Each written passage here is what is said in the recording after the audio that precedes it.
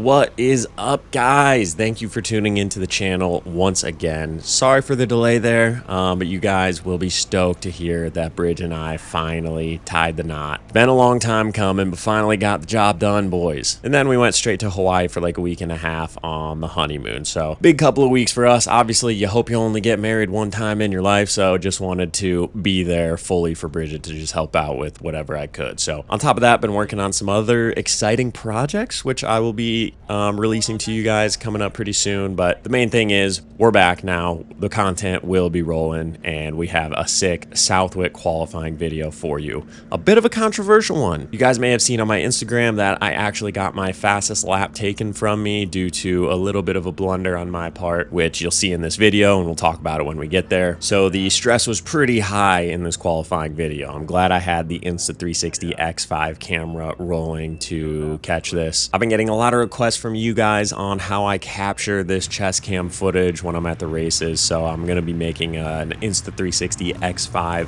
how-to guide coming up pretty soon, so keep a lookout for that. But for now, enjoy qualifying at Southwick, brought to you by the boys over at the Unruly Company. They've been covering my entry fees this year, which is really cool. They make some awesome products. You guys probably will see me wearing their shirts and stuff around. Pretty much all my clothes are sponsor tees, and the Unruly clothing is by far the nicest stuff that I own, so I pretty much just live in this stuff. So do me a favor and go check them out on socials. Also, shout out to the sponsor of today's video, the Moto Academy app. If you ride dirt bikes, you pretty much need this app on your phone. It allows you to get instant coaching feedback from legitimate pro coaches like AJ Catanzaro. You can upload your riding footage directly to the app, and they will watch the footage and break it down for you. Basically just like having a personal coach in your pocket 24/7. They also just launched a new fitness and nutrition feed to help you guys get dialed in off the bike, so training doesn't just stop when you put the bikes in the barn. And they have a huge range, whether you're just learning how to ride a bike or whether you're trying to go pro in Supercross. They just have step-by-step video courses for everything. Members also get exclusive discounts with the brands that the Moto Academy works with, so it's kind of like you're part of a little team. So yeah, I highly recommend checking out the Moto Academy app. As always, I have a promo code JWalk for you guys, which will get you the first 3 months free, so you can try it out, see if it's for you. And I believe that code also gets you 10% off anything in their store. So yeah, check out the app, use the code JWalk, and make some improvements on your bike. Thank you to the Moto Academy. Let's get into qualifying.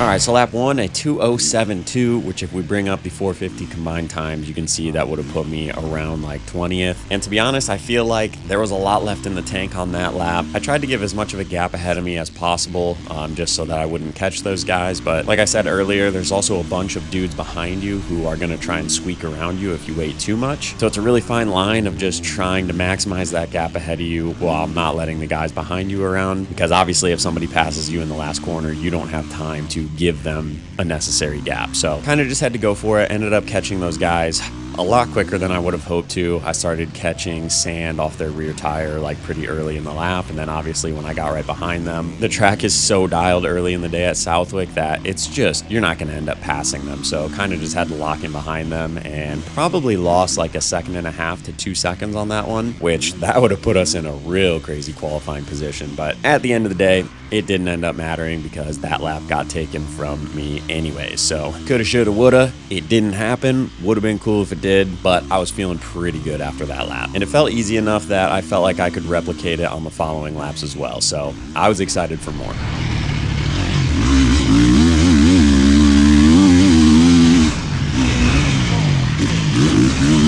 And that right there was the incident that got my fast lap taken from me. If you missed it, I'll go ahead and play it for you again. I kind of have some mixed emotions on this one.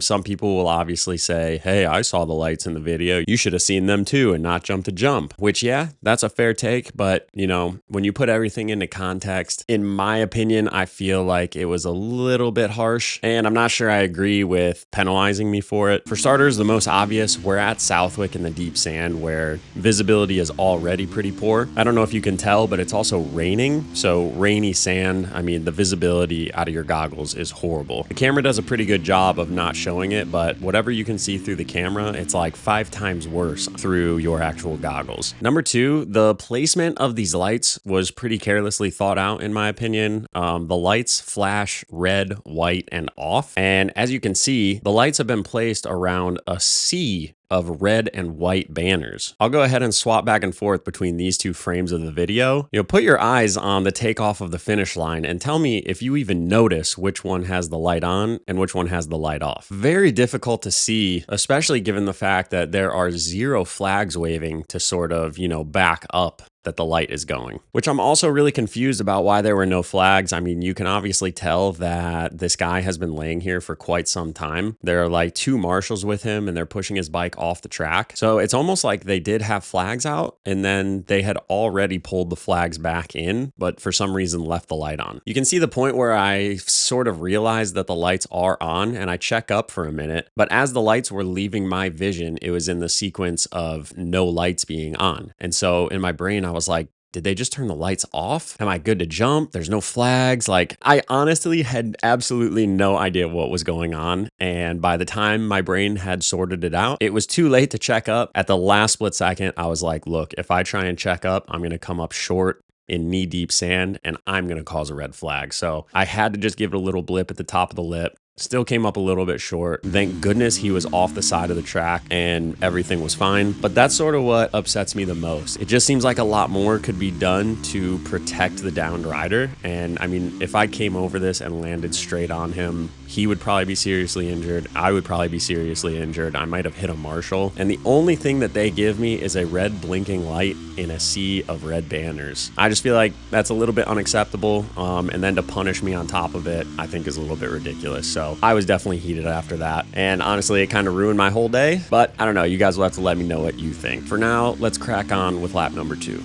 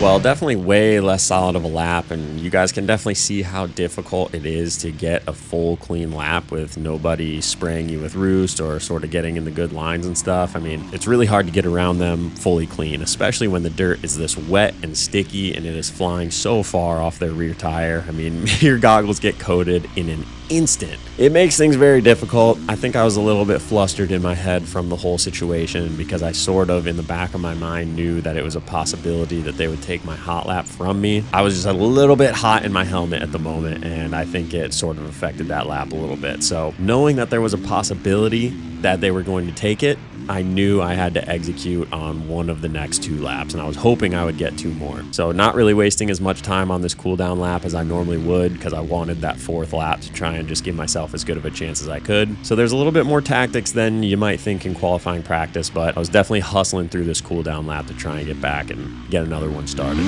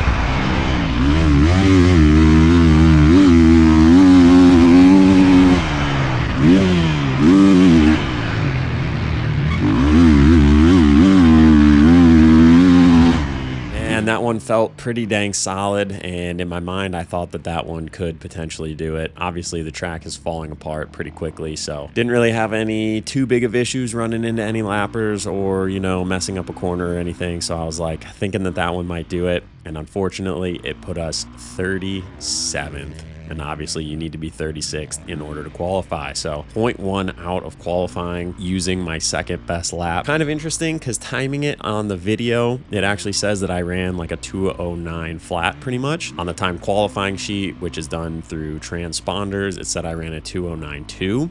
And a 2:09 flat actually would have bumped me up enough to qualify. So yeah, tough one to swallow for sure. The field's gotten so tough now where just if you're 99% or you have one tiny little issue happen, you know, at my skill level, it's just not quite enough to get the job done. So on the plus side, I feel like I'm riding great. Just a tiny mishap kept us out of this one, which is a bummer, but can hold my head high knowing that I did have the speed to get in the motos. It was just one tiny stupid little thing that happened. So bummer, but you live and you learn. Thank you again to the Unruly Company and the Moto Academy. Could not do this thing without my awesome sponsors. Thank you guys for watching. We will catch you in the next one. Peace out.